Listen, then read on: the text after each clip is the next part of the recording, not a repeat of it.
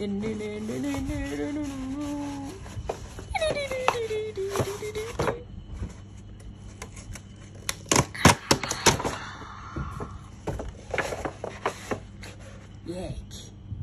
دو سه.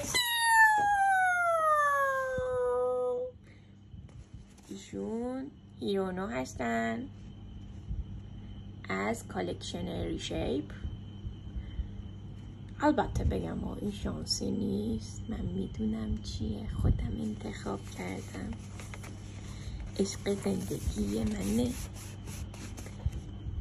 ایشونه نقطه قرمز. مگه میشه لباسش میکنم نفس حبس. یک دو سه.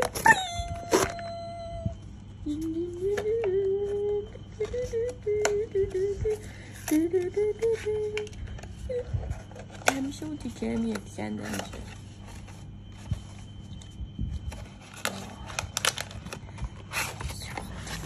اکسسوری داره. من میدونم تو نمیدونی.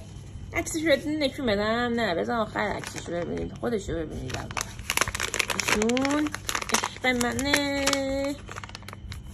خودمه. اسمش رو باید میذاشتن هانیه.